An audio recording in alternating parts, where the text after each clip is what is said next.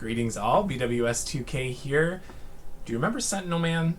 Remember like 100 million years ago when we had Sentinel Man? If you don't remember it, I've got the graphic up of the thumbnail, and I'll put the link in the description, or you can look on it on my channel. But basically what we did was we took Marvel Superheroes, which is an older game, rolled a character in that, updated the character to Marvel Heroic role-playing, and then used scenarios from Marvel Superheroes, updated those, and then played through them in Marvel Heroic in that format. So I want to do that again. Although this time we're going to be shifting things over into more of a Cortex Prime flavor. It's still very, very similar to Marvel Heroic. You wouldn't necessarily be lost moving from one to the other. As I said a million times when I was making the Marvel Heroic videos, they're basically 95% the same. Marvel Heroic is like an ancestor of Cortex Prime.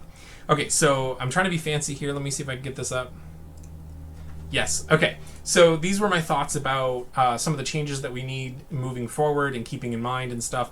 Marvel Heroic uses distinctions, affiliations, power sets, specialties, stress, trauma, complications, stunts, the Doom Pool, and action-based resolution and milestones. So that's kind of like the bulk of what you're thinking sets and mods and things like that for Marvel Heroic.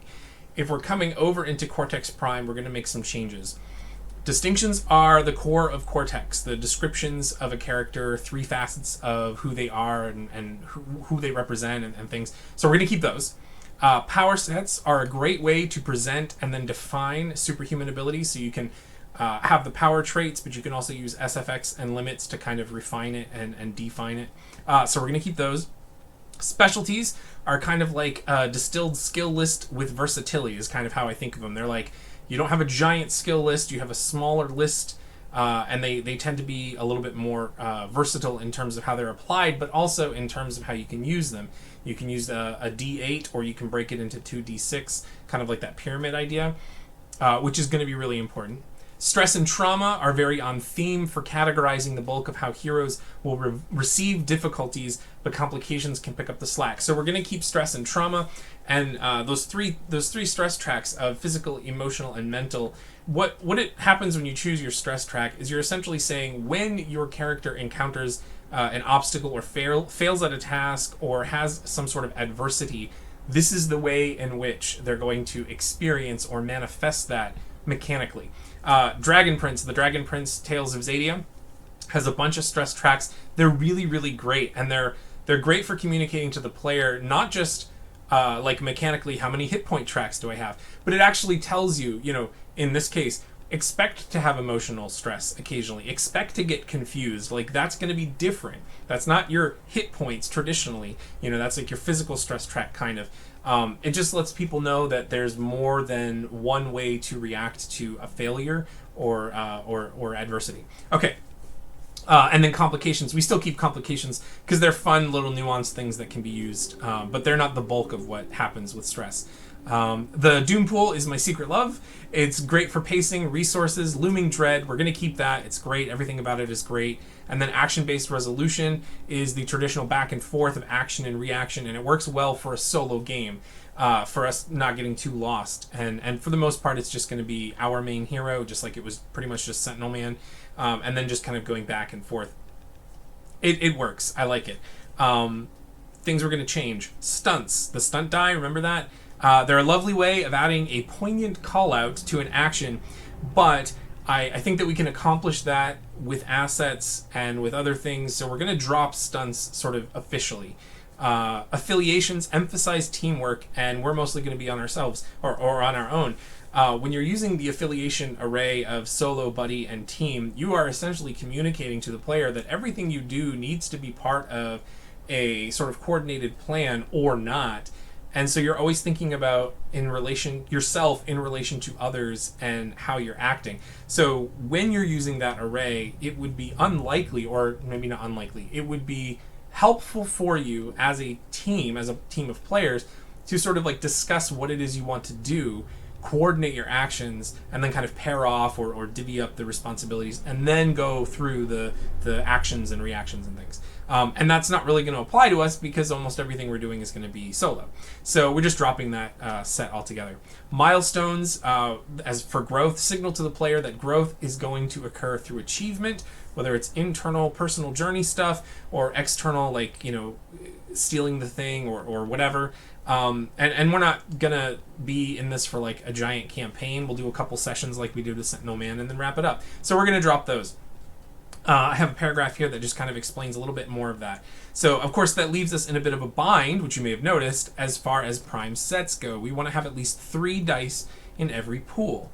But distinctions and specialties alone don't give us that unless we make frequent use of how specialties in MHR could be broken down into a set of step-down dice. So when you had, if you had D10, if you were a combat master, you could put in a D10 to your pool. You could put in 2 D8s to your pool, or you could put in 3d6 in your pool. You could break up the die like that to several dice of smaller steps. So even keeping that, it's going to be tricky with just 2 prime sets. Not impossible.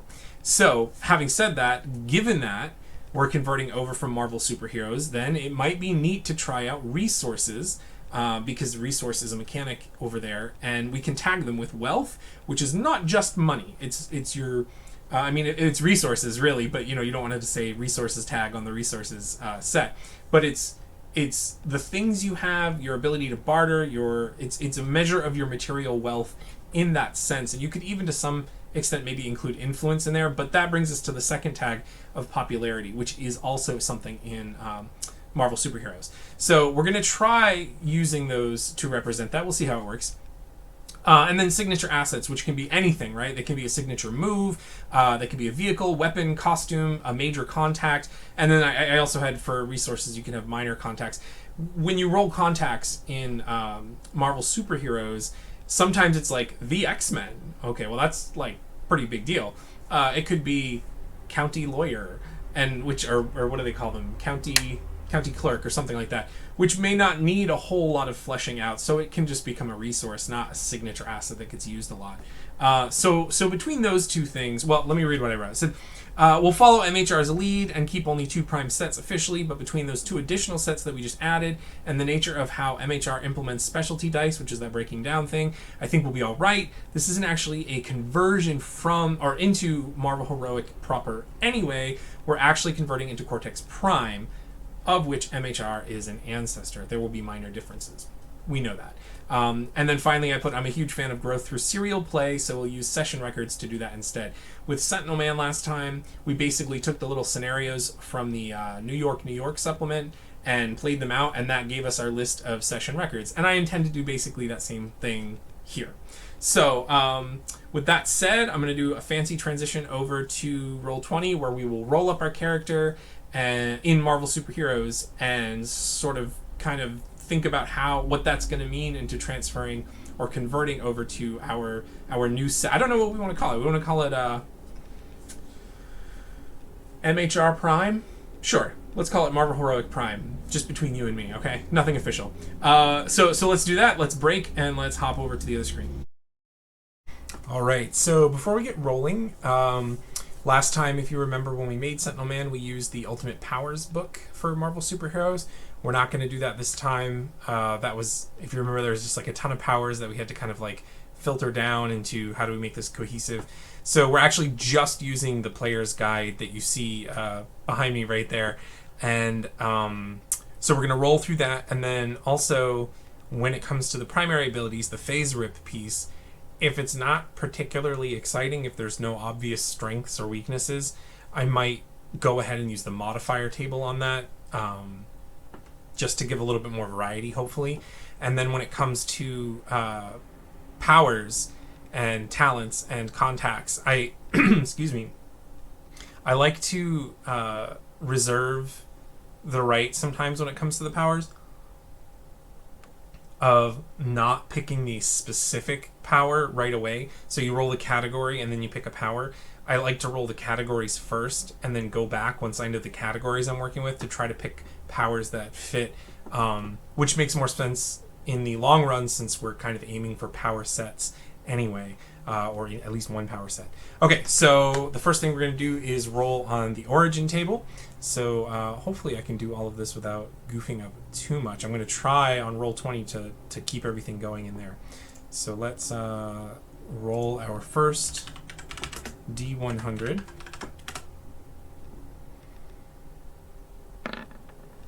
And we get 58. So 58 is a mutant. Oh, okay, good. We like mutants. So I'm just going to put it in capitals here. Mutant. And then I'll come over here and toss in mutant.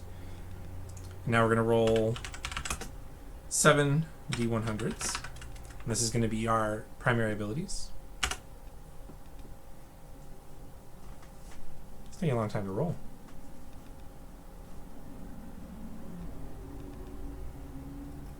A really long time to roll.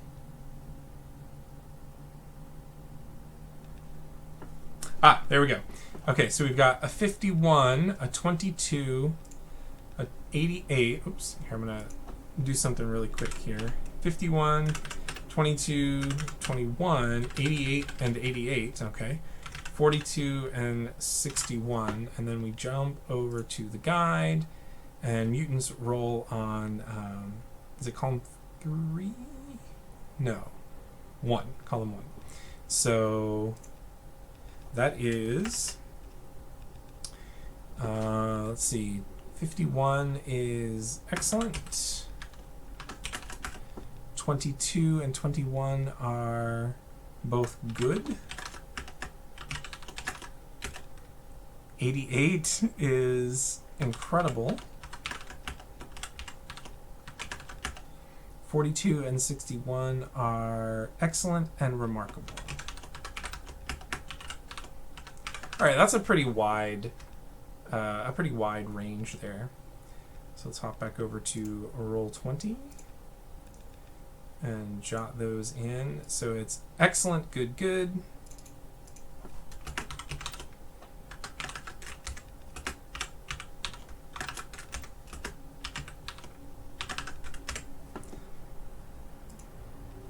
Incredible, incredible, excellent, remarkable. Incredible. Incredible. Oops. Excellent. Remarkable. All right, so that's pretty good.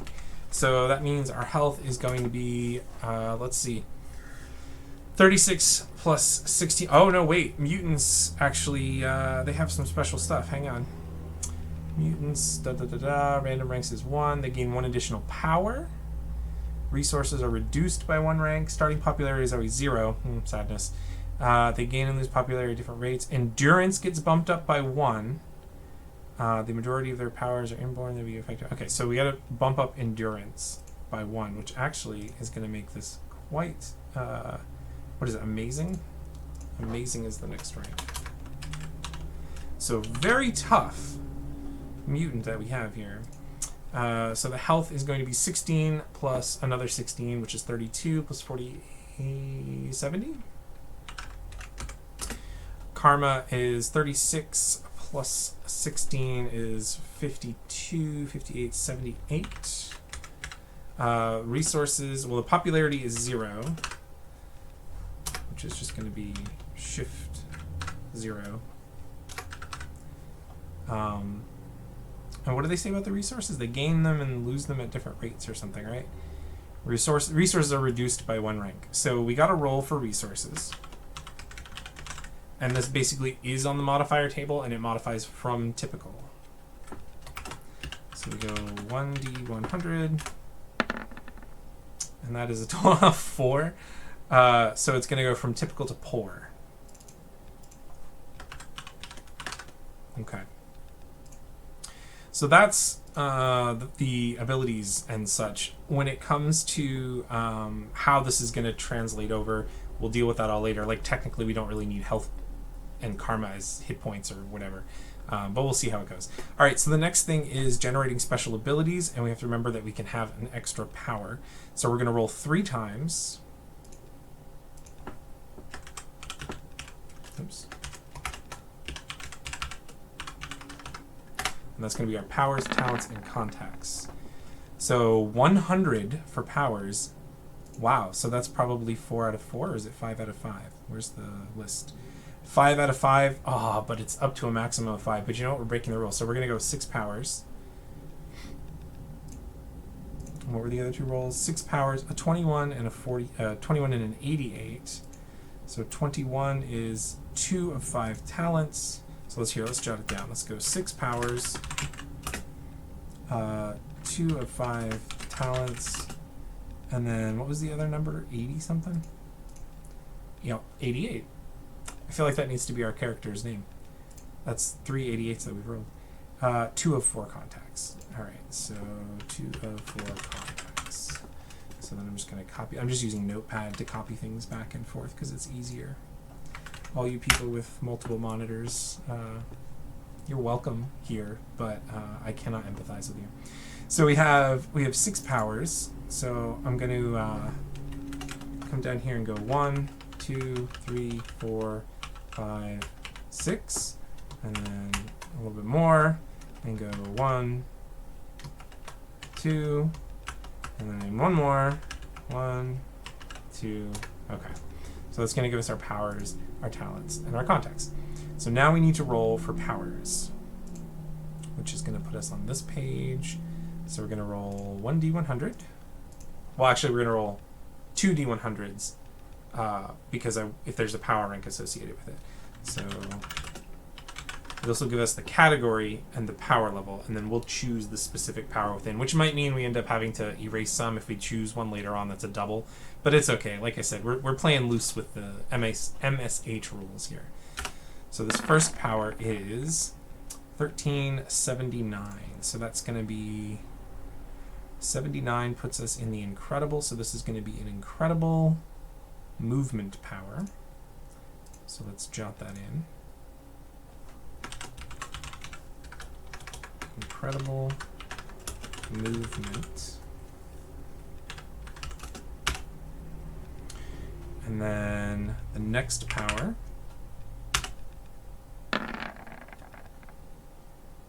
(79) and 9.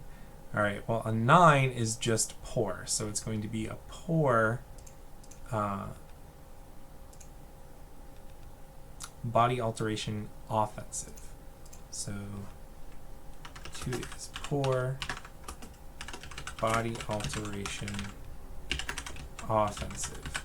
So, like, not particularly helpful, but something. Number 3, oops. Third power is,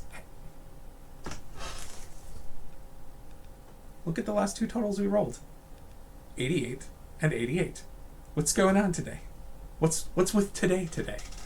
All right, 40 and 48. So 40 is energy control and 48 is excellence. So excellent energy control. And that's the third power. Oops. Energy control. Okay, so that's 3 powers. 4, so maybe the body alteration is related to the energy in some fashion. Can actually just roll. So we have a 58 and a 16. So 58 is distance attack, and then a 16 is good. So a good distance attack.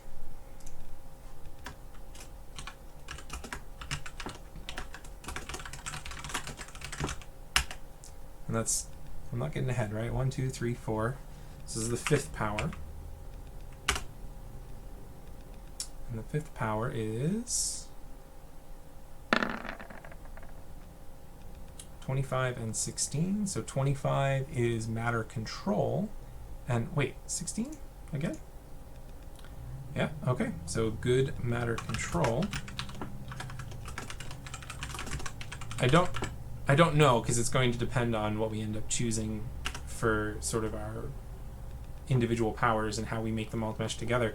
But this really does feel like so just off the top of my head at the moment, if we had something like air control, right? So there's your movement, flying, Your body alteration could be like maybe there's a miniature force field. It doesn't help a whole lot, but it's like some windy force field, and you can control it and you can attack with it, at distance. It's not exactly what this is going for. I'm so sorry about the traffic. It's not exactly what this is going for, but you can start to see kind of like a pattern developing. Okay, 75 and 79, which is 75 is a mental power and 79 is incredible. So incredible mental, which is interesting because we rolled in all of the different categories. We didn't have any doubles. A lot of times when I roll with this system, I'll end up with like 2 energy controls, and I'd rather have a distance attack and an energy control or something. So this is neat. This should work out interesting. Let's make sure. Yep. Okay. So that's good. I'm not filling it in on Roll20, but it's all right. I'm keeping the log over here. So for talents, we're going to roll twice there to give us categories 37 and 70. So for talents, 37 is fighting and 70 is scientific. So fighting and scientific. And then the last one is for contacts, which there actually isn't even a table to roll for contacts. You just kind of come up with them on your own, which we will do as we kind of convert things over. So, all right, so let's put all the stuff in here. So we have an incredible movement power. We have a poor body alteration offensive. We have an excellent energy control. We have a good distance attack.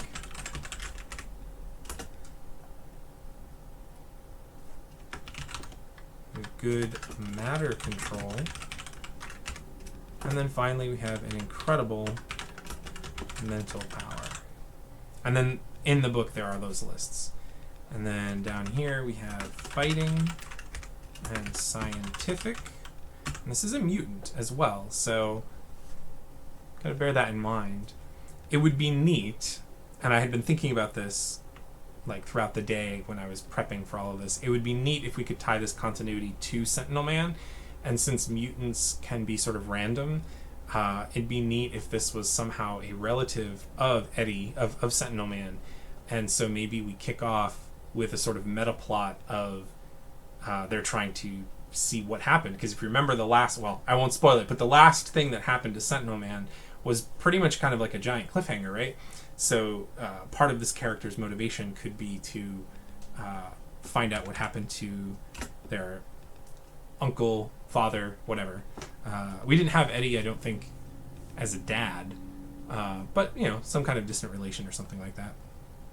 And then these I'm just going to put open for right now because we don't roll them. Now, one of the things we can do in Marvel Superheroes is choose a weakness, which will buff up one of our powers. For instance, our second power there, the offensive body alteration, is only a poor rank, so we could put a weakness on it to increase its rank.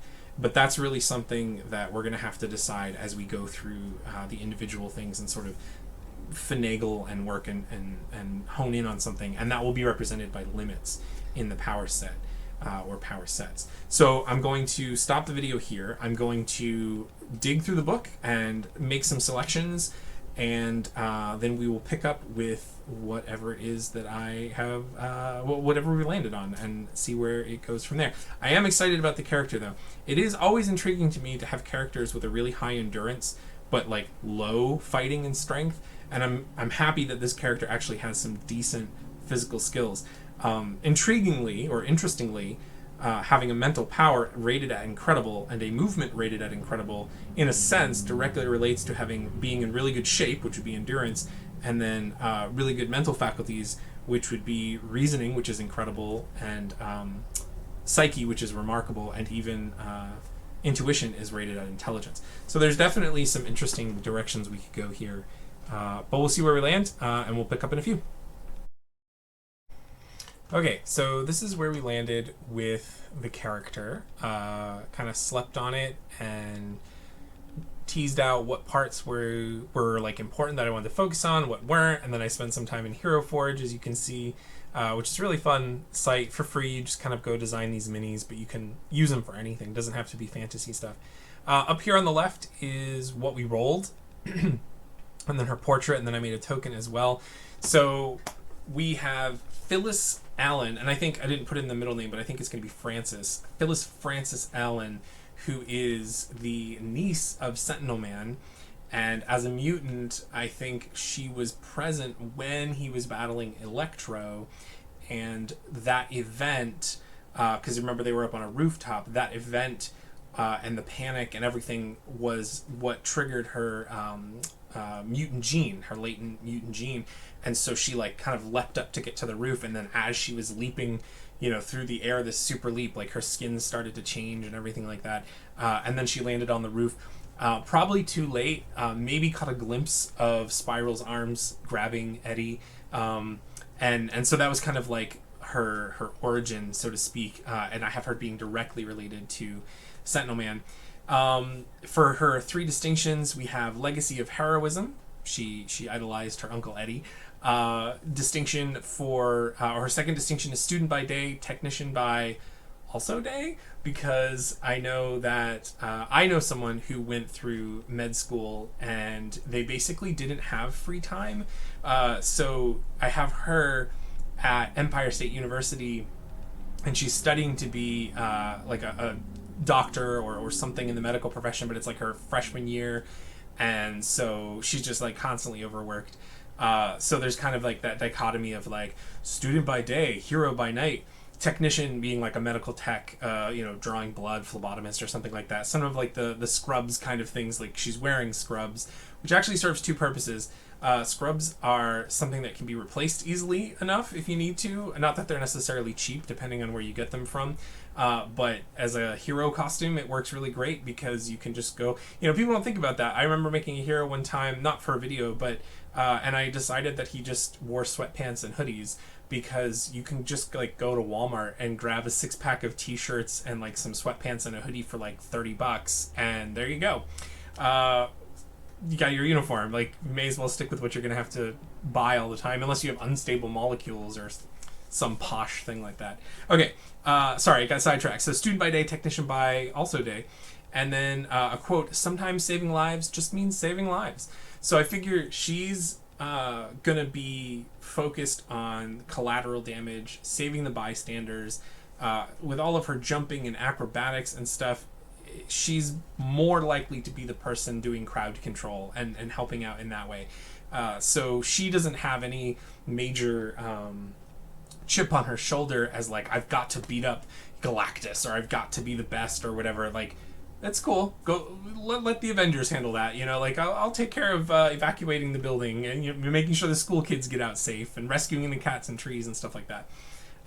So that's kind of what I put for that third distinction. And then of course they all have the hinder where they're at D8, but you can swap them out for a D4 and a plot point. Specialties in Cortex Prime, they go all the way up to D12 for Grandmaster. So acrobatics Grandmaster, jumping around and flipping and dodging and stuff. Totally, that is her deal.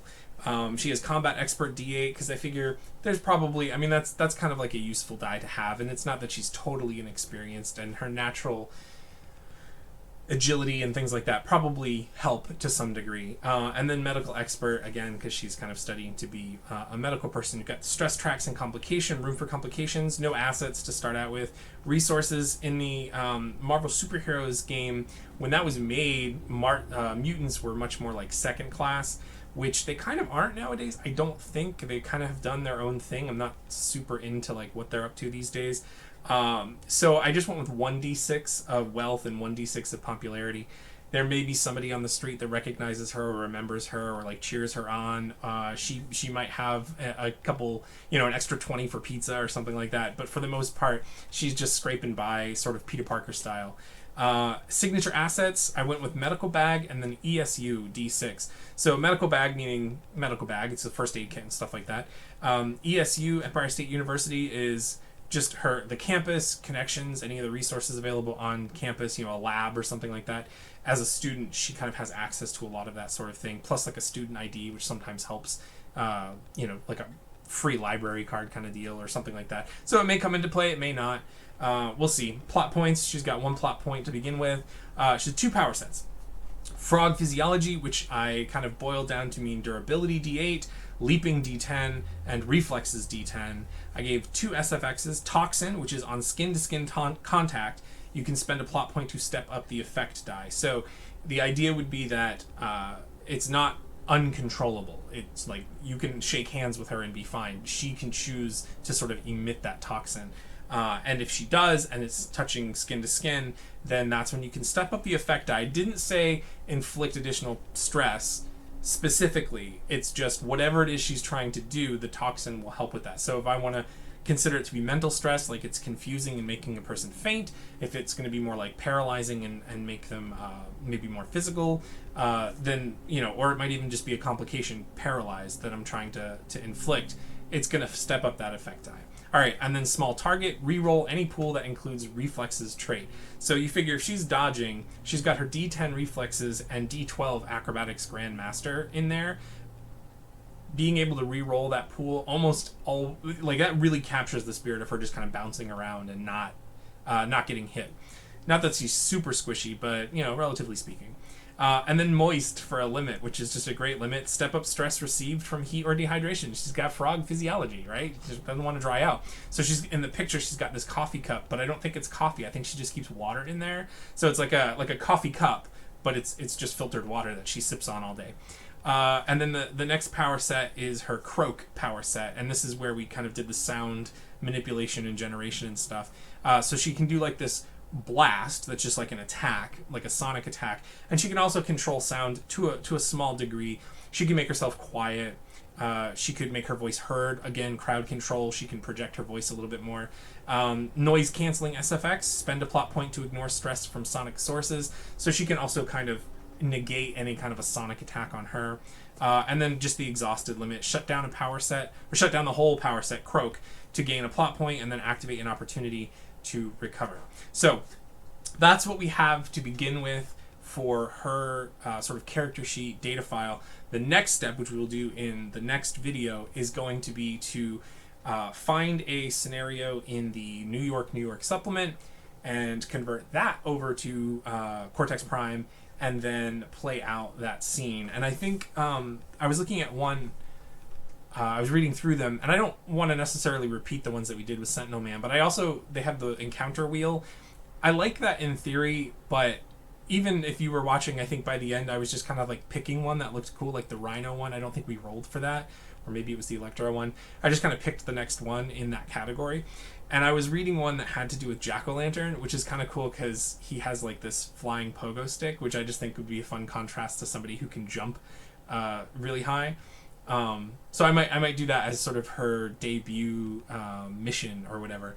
And I also was thinking that if you remember with Sentinel Man, the idea was that Mojo, and we can't forget about Mojo. Mojo has to like be a part of this somehow. But he took Eddie Allen and kind of put his mind in a sort of Sentinel-ish body.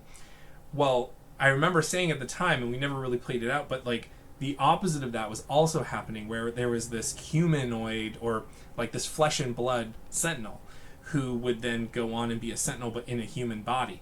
And I have a feeling that since we're fast forwarding in time and we never covered that character, it feels like maybe that's going to be a good like foil to bring in amongst all of the stuff that's going on. So we've got a couple different cool threads that we can kind of play with as we're writing these stories and playing through them.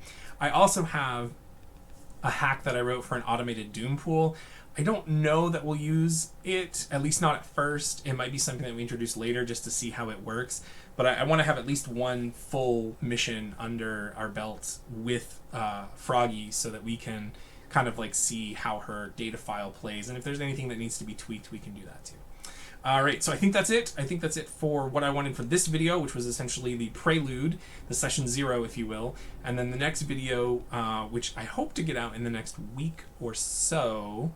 Time is getting short this month, so it may not happen, but that's my goal, is to get it out. I was doing them like once every week-ish, and so that's kind of my goal going back into that. But for this video, we'll bring it to a close. Thank you so much for watching. If you have thoughts, comments, observations, you can throw them down in the comments section. I always appreciate it. I always read them, and it's always fun to hear folks are benefiting from these videos. I know we didn't really do any rolling, but we'll get into rolling. And so if you're brand new to Cortex Prime, if you have no idea what this game is that I'm talking about, and you haven't watched any of the other videos on the channel, you'll begin to see as we go through this adventure with Phroggy. All right, so again, thanks so much, and we'll see you next time. Excelsior.